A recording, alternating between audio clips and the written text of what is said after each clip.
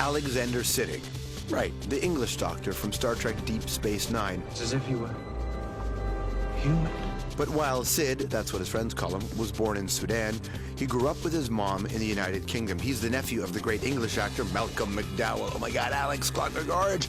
You see, Sid was as English as the Queen, corgis, and the crushing disappointment on the football pitch. But after 9/11, he had to face what it meant to be part Arab. At the same time, he started getting more roles, and not just your stereotypical terrorist number 3 roles, but complex men in an increasingly complicated world. We owed the Americans, but we've repaid that debt. And suddenly I'm a terrorist. I'm a godless communist.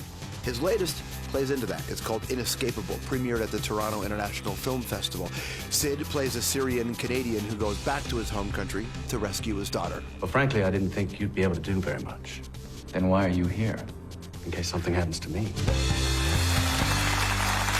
Please welcome to the show, Alexander Siddig. Thank you very much. Thank you. Thanks. Thanks, ladies and gentlemen. Thank you. Welcome to the program, my friend. Thank you. Nice job in the film. Thank you. Congratulations. Thank you very much. You actually got to play, and this is going to sound like a joke, but it's not a joke. You got to play an Arab man, but not in the typical way that Arab men are represented in most films.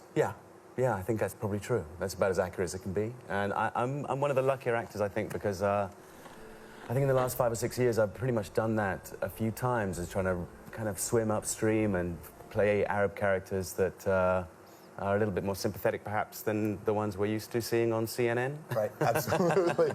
Which has got to be an interesting place for you, because even though you are, I mean, that is your background to a degree. Yeah. You weren't raised that way. No, I was raised English. Right. You know, I had no idea I was Arab until 9/11. Really? Yeah, and then it came at me, boom, out of the blue. I mean, I knew that I had an Arabic name. My actual name is very Arabic. You need to hear it. You want to hear it? I want to hear all of it. صديق الطاهر الفاضل عبد الرحمن محمد أحمد عبد الكريم المهدي. That's the first few. Right.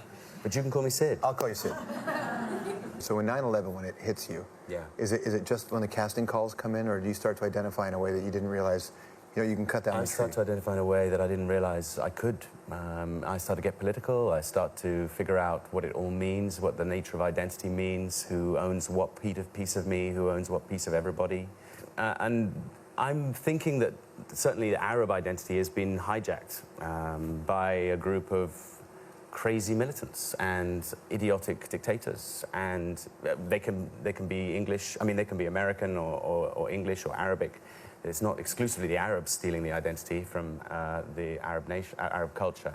And I think that it's worth us getting that back. And I think there is a dignified, lovely, generous Arab man at the end of the rainbow, and I'm looking for him. This is certainly not your first experience with Syria as a filmmaker. Weren't you once the prince of Syria?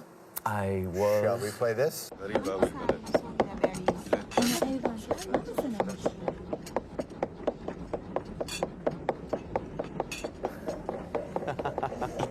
It is only dangerous if you move. Yeah. You try. After all, the handle is set with British gold. Prince Faisal of Syria, a dangerous man. Yeah.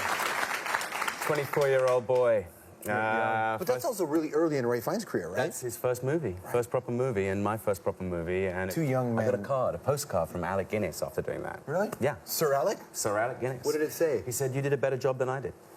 Because he played Prince Faisal in Lawrence of Arabia. Right, this is Lawrence after Arabia, No, right? this is Lawrence after.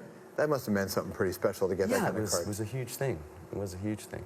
Your family, you're connected to powerful people in Sudan? Yeah, they were, and they still probably are. So your family? Yeah. But you don't have no relationship with them? I don't have much of a relationship with them, no. I mean, they're still my uncles and aunts and cousins and nieces, and I love them as family. But I don't see them very often, and I sometimes regret that, but I'm so disgusted by what happens in the Sudan that I'm sometimes not too worried. Is there a subconscious scratching at the window which makes you feel like there is an incomplete part of your life because you cannot be connected? Is that happening because you can't have that kind of relationship? I sometimes wonder who I might have been had I stayed, had I not become English and an actor. The one thing my father on his deathbed said, never let him be an actor. Your mom was in the business, right? My mum was in the business. She was public relations for theatre. My uncle's in the business. Yeah, I occasionally wonder what I might have turned out to be. Your uncle's